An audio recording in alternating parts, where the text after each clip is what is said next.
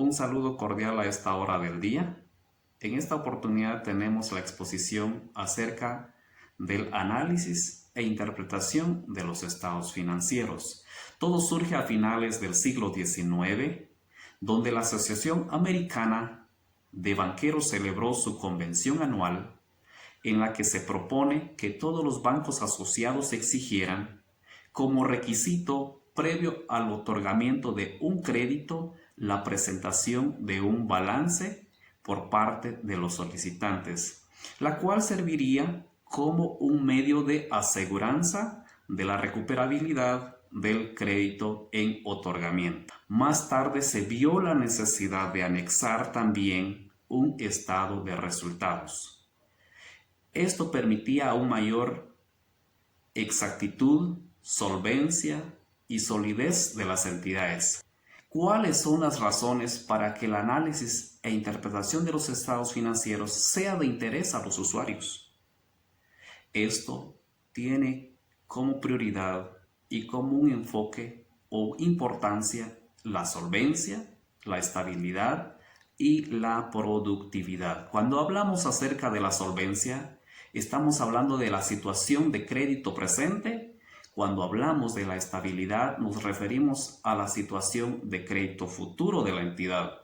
La productividad, es decir, el máximo rendimiento de los estados de las operaciones en la que es de su giro habitual.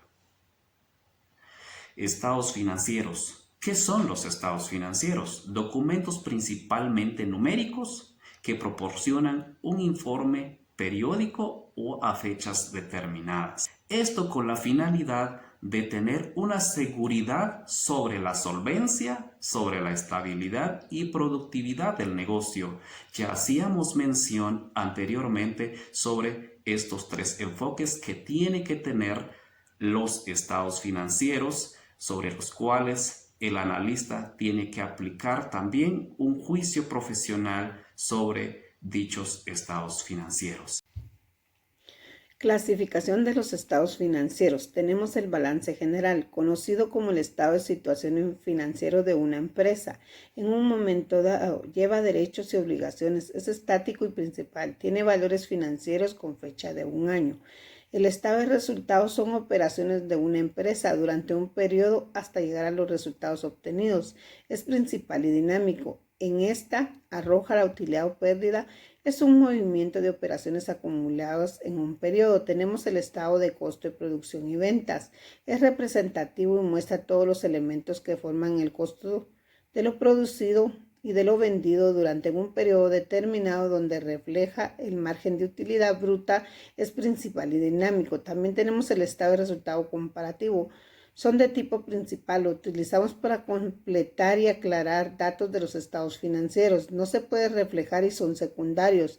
Tenemos una base para la formulación. La comparación de estados homogéneos son principios de contabilidad. El ejercicio completo de un año. Tenemos también el estado de capital de trabajo. Es la diferencia entre el activo circulante y el pasivo circulante en una fecha determinada. Es secundario y estático porque los datos que obtenemos son adicionales a los estados principales. El estado de movimiento de las cuentas de capital. Al hablar del superávit nos referimos para fines de la diferencia entre capital social y capital contable. El capital social es por pérdida de déficit. Reflejará un capital contable inferior, creando la situación inestable a la empresa, el cual muestra relativa solvencia y estabilidad en la empresa. Es dinámico y secundario. Tenemos también los estados de cambio en la situación financiera en base al flujo de efectivo. Es principal y dinámico. Es el flujo de efectivo, es el movimiento de dinero que se presenta en una empresa. Tenemos el estado analítico. En las cuentas de resultados son detalles de cómo aparecen en el estado de resultados y se manejan de acuerdo a su presupuesto.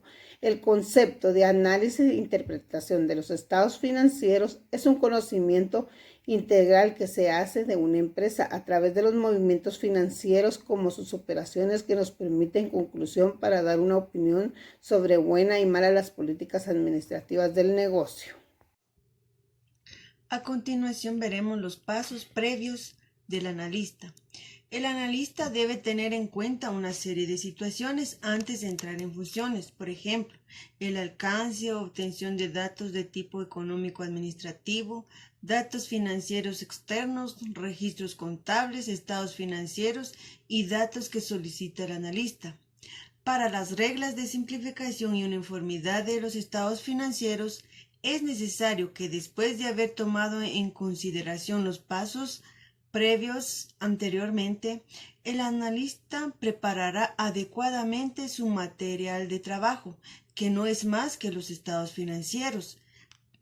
Por ejemplo, la simplificación de cifras, cuentas que reflejan los ajustes de cifras por simplificaciones, agrupaciones de cuentas, cuentas complementarias.